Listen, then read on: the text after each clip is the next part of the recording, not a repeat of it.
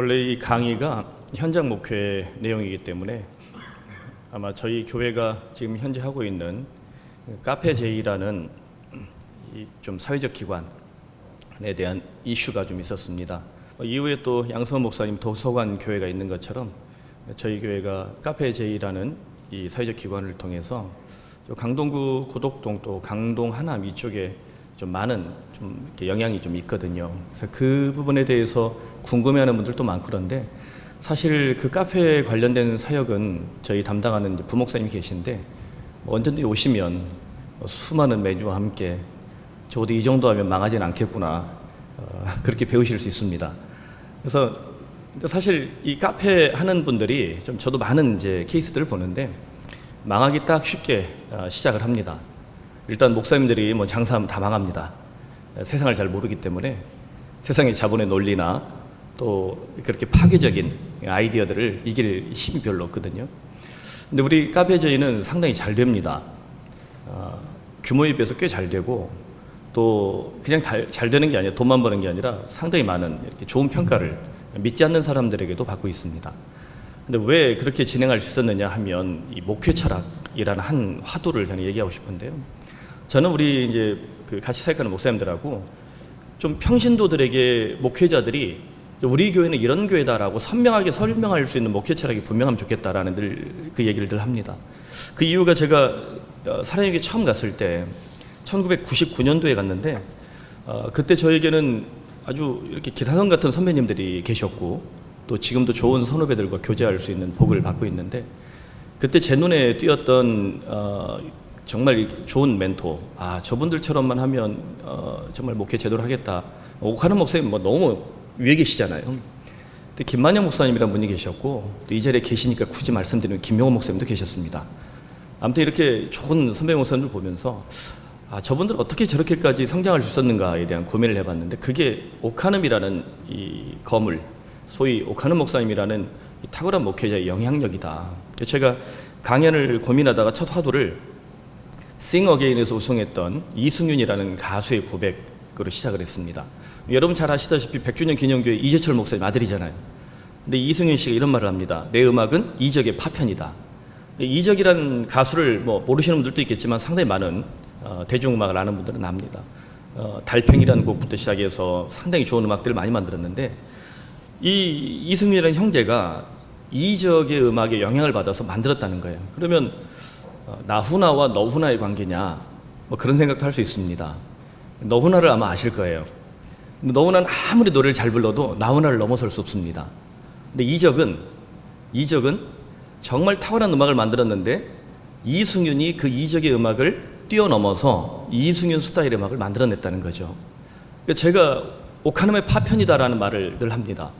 우리 옥하눔 목사님이라는 정말 아름다운 목회의 모델이 있기 때문에 우리 이제 그 뒤를 이어가는 우리 후배들은 옥하눔의 파편으로서 그 너훈아 수준이 아니라 새로운 파편들, 더 나은 파편들, 옥 목사님이 꿈꿨고 기대했지만 그 대형 교회라는 사랑의 교회의 그 강력한 힘을 가졌지만 더 이루지 못했던 우리들 할 수 있는 작고 작은 지류들 혹은 가지들 열매들 꿈꿀 수 있지 않을까 그런 고민을 해봤습니다. 그리고 제가 개척하면서 좀 목회론을 좀 제대로 세웠으면 좋겠다. 단순히 교회가 크는 것보다 목회 철학이 튼튼해서 이 교회에 오는 분들은 푸른 사랑의 교회 그러면 푸사 스타일 이렇게 해서 우리 교회에 동화되고 이렇게 생각을 하면 좋겠다라는 꿈을 가졌습니다. 근데 사실 제가 사랑의 교회에서 11년 동안 사역하면서 설교나 어떤 훈련이나 여러 가지 이렇게 교육을 받았지만 현장에서 그것을 넉넉하게 감당할 만한 힘은 사실 많이 부족했습니다. 그러니까 지금 현재 이 사역 속에도 사실 굉장히 미비하고 아직도 미생의 수준이기 때문에 사실 저는 매우 부끄럽습니다. 그럼에도 불구하고 이 사역을 시작하면서 교회를 개척하면서 이 이름부터 시작해서 하나하나 지금까지 일구었던 모든 과정이 이 교회의 목회 철학을 기반으로 하나씩 완성되고 있는 아직 갈 길이 멀지만 그래도 조금씩 열매를 보고 있는 교회라는 부분에 있어서는 제가 하나님께 감사하고 있습니다. 먼저 우리 교회가 개척할 때 교회 이름을 지을 때부터 저는 목회 철학을 고민했는데요. 기성교회 청빙보다는 개척에 대한 좀 열망이 제 마음속에 좀 크게 들어왔습니다. 그래서 2009년, 2010년 개척을 준비하면서 그때 오카노 목사님 아마 이제 교역자 특강을 가끔 하셨는데 거의 마지막 특강으로 제가 기억을 합니다. 근데 목사님 보는데 갑자기 막 빛이 나는 거예요. 저런 분처럼 저렇게 뭐 큰 목회가 아니라 그래도 정말 이렇게 목회자로서 부끄럽지 않은 교회를 이루면 좋겠다. 그러다가 한 땀 한 땀 목사님 강의를 듣다가 뭐 개혁적인 교회도 좋고 뭐 성도가 섬기는 교회도 좋고 선교하는 교회도 좋고 이러다 보니까 이게 PURUN이라는 이니셜로 이제 교회 이름을 정하게 됐습니다. 예배, 선교, 훈련, 봉사, 교제 이 5가지 영역을 프로테스탄트, 유비쿼터스, 리포밍, 유나이티드, 내추럴 이렇게 5가지 개념으로 하면서 푸른 사랑의 교회라는 이름을 만들게 됐죠. 많은 사람들은 늘 푸른 사랑의 교회나 늘 푸른 교회로 이렇게 자꾸만 잘못 가르쳐져 가지고 우리 교회를 찾아오시지 못하는 분들이 많습니다. 좀 아쉬운 부분이긴 한데 그래서 PURUN이라는 이름이 그렇게 해서 만들어진 겁니다. 그래서 푸른 이 5대 철학 처음 개척했을 때는 이것밖에 없었습니다. 근데 저희는 학교에서 교회를 개척했고 또 강동 고덕동에 이제 위치를 하는데 개척 멤버가 사실 없었습니다. 뭐 저를 도우러 왔다가 뭐 6개월 혹은 1년 안에 다 이제 본교회로 돌아갔죠. 감사한 건 그 지역에서 만난 사람들이 지금 현재 우리 교회를 다 구성하고 있고 저희 교회는 사랑의 교회 출신이 거의 없습니다. 사랑의 교회 출신이 거의 없는 상태로 거의란 말은 한 두세 가정 있는데 이 친구들은 제 제자들이고 또 웃자다 보니까 우리 교회 나와가지고 또 이사 오다 보니까 나와가지고 이런 케이스들이지 그냥 철저하게 그 지역에서 뭐 이렇게 이제 맨땅 헤딩하고 개척을 했습니다. 그러니까 저희 교회는 옥 목사님 얘기를 하면 교인들이 가끔 싫어해요. 옥 목사님이 싫은 게 아니라 우리가 보고 온 사람 김경옥인데 우리는 듣도 보도 못한 오카노 목사님 얘기한다고 계속 얘기합니다. 옥 목사님이 이렇게 사역을 했다. 뭐 이런 얘기들 종종 해요. 그러면 좀 이제 새겨 듣더라고요.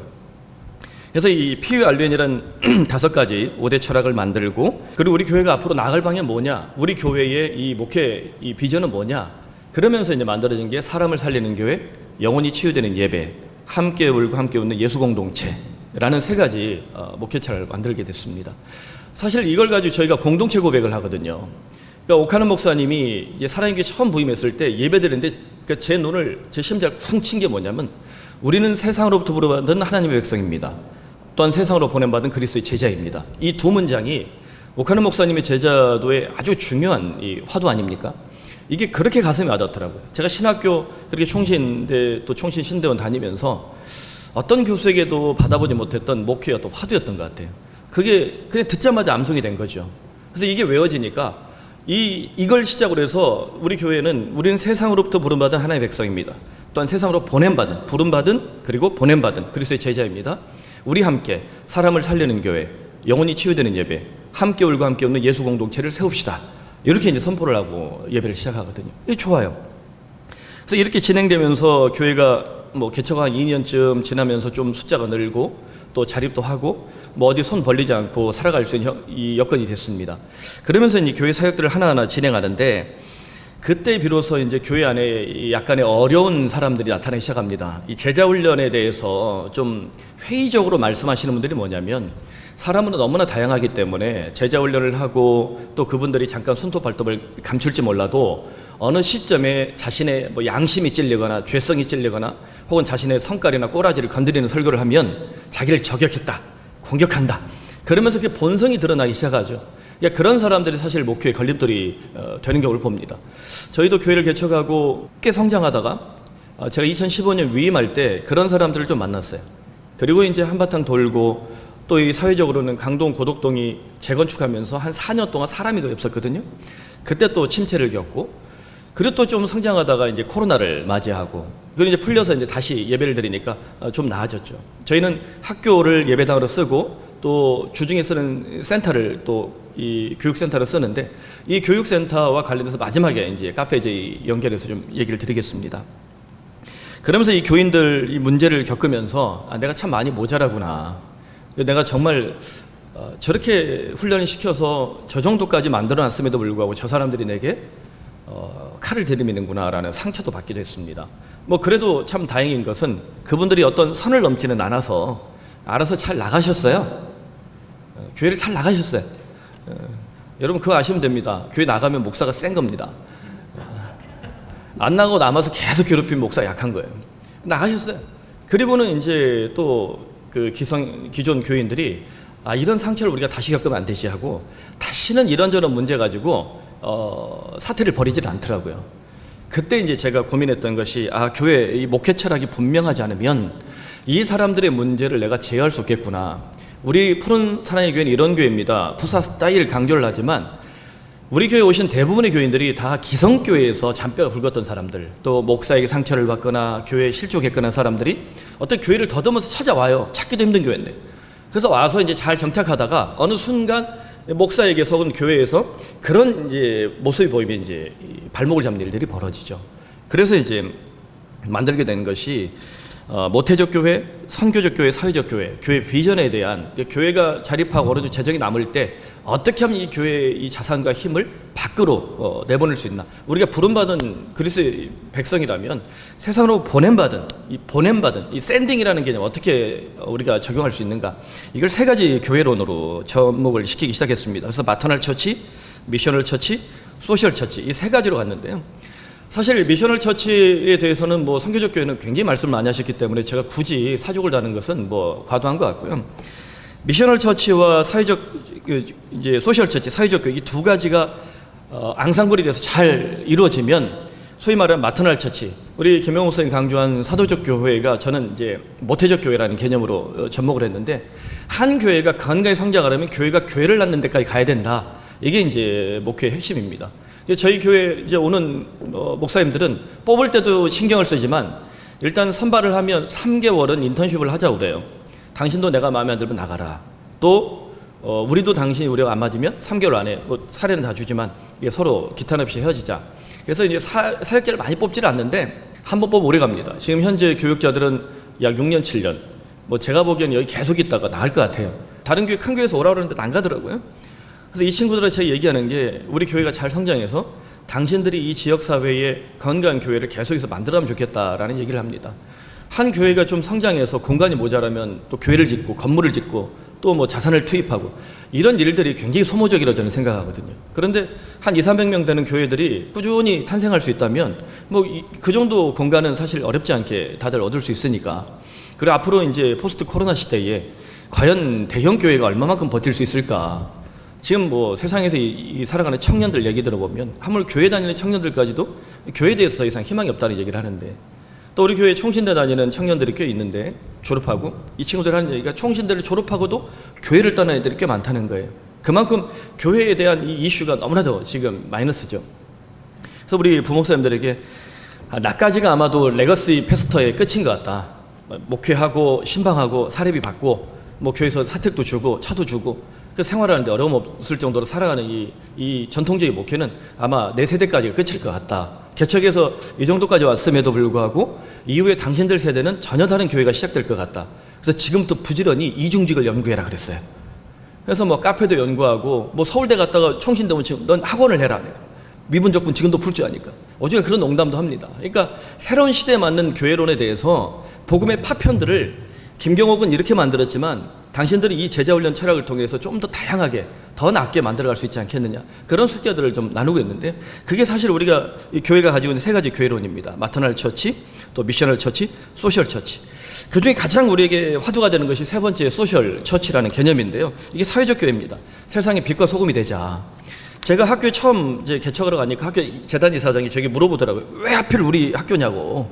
근데 저를 이제 추천해 주신 분이 소위 교육계에서 굉장히 파워 그룹이라서 이분이 저를 받지 않고는 안 받으면 안 되는 상황이 된 거예요. 그러니까 귀찮은 거죠. 그래서 제가 딱 한마디 했어요. 뭐 큰 교회 세울 생각도 없고 뭐 할 생각도 없이 교회가 하도 욕을 먹으니까 욕 덜 먹는 교회 세우고 싶습니다.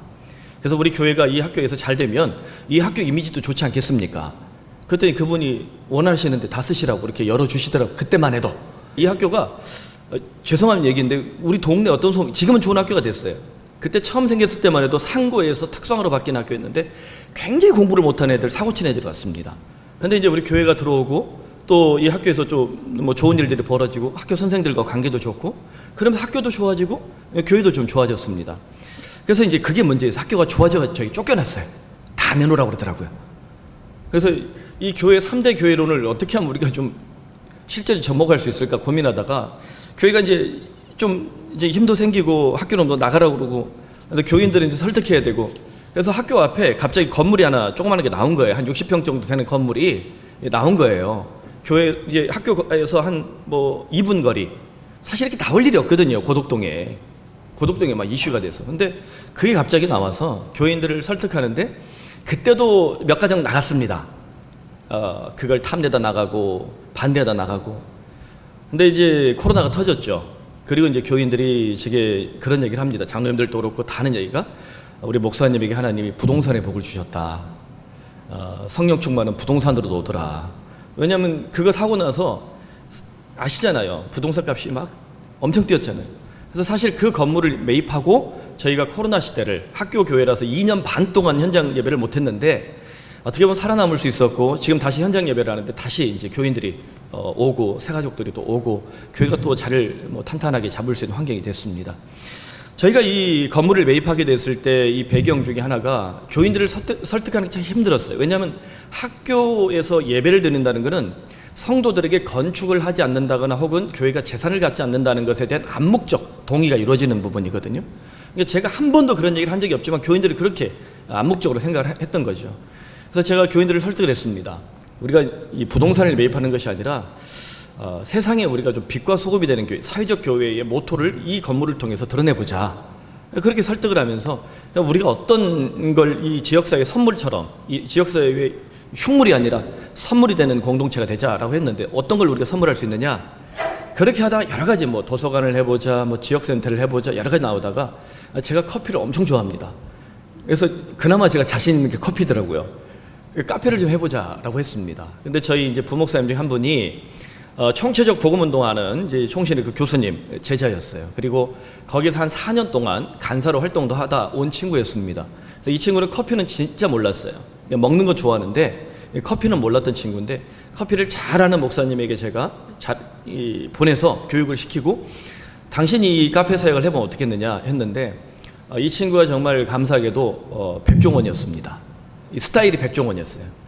일단 뚱뚱하고 머리 빠지고 잘 먹고 성격 좋고 그리고 사람들과의 관계를 너무 잘하는 백종원이었던 거예요. 그래서 이 카페를 제가 생각했던 방법보다는 훨씬 더 잘 만들어내게 됐죠. 그래서 우리 교회의 어떤 스타일이 늘상 교인들하고 좀 어려운 문제들이 생기면 우리는 정답이 아니라 해답을 찾는 교회가 되자. 정답은 예수님이니까 다들 정답만 말하거든요.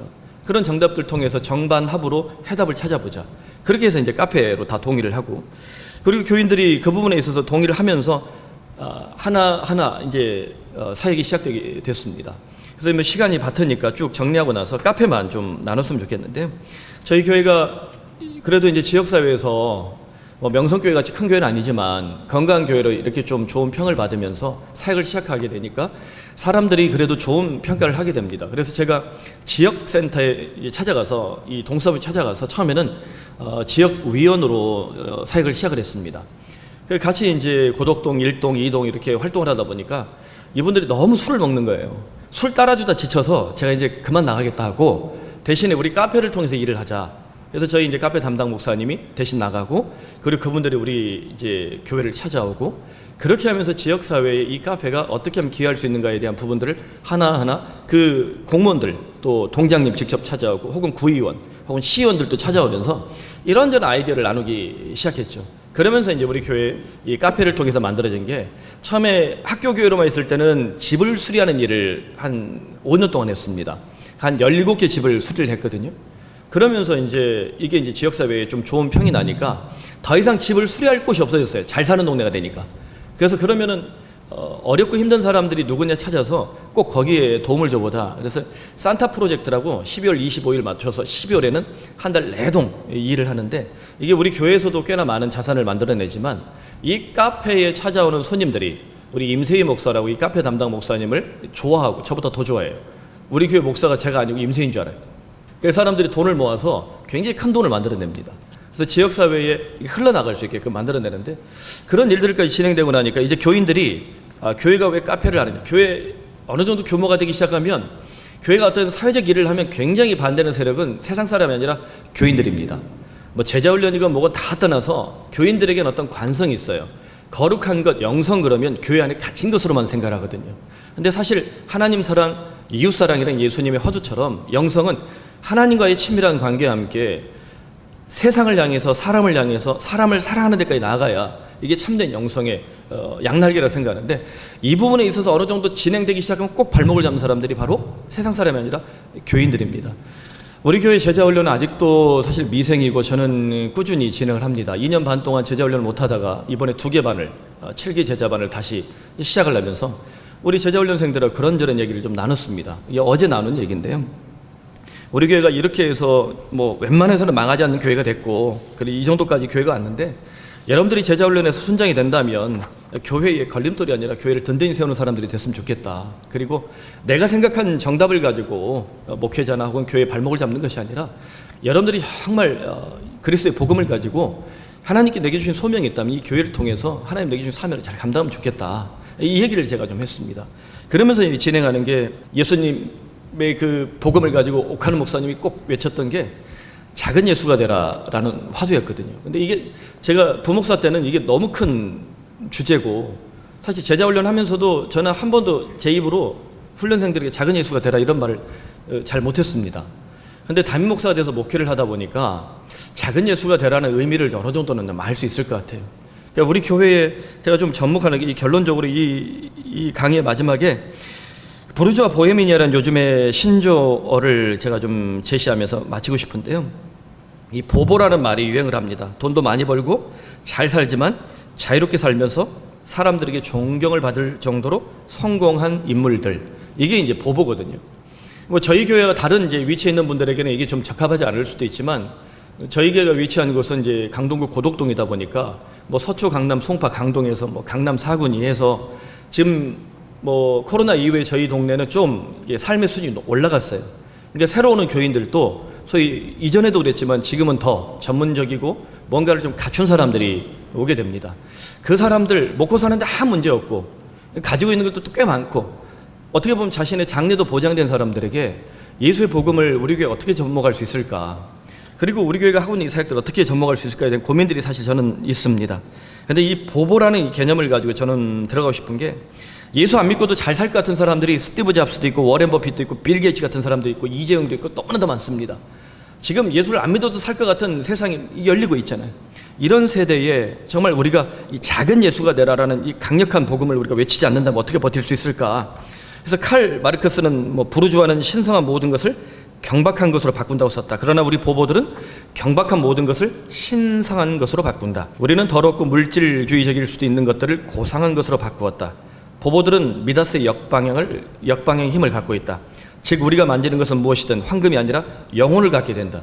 이렇게까지 얘기를 하는데, 우리가 제자훈련하는 교회, 그리고 작은 예수가 되라 이렇게 외치면서 적어도 피 묻은 예수 그리스도의 복음을 전하는 교회라면 세상이 말하는 보보의 수준을 뛰어넘을 정도로 강구한 예수의 제자들, 작은 예수가 되라고 외치면서 우리가 이 좀 엄혹한 세상에서 좀 교회다운 교회, 이게 세워가면 좋지 않을까, 그런 고민을 하면서 우리 푸른사랑 얘기를 마치겠습니다.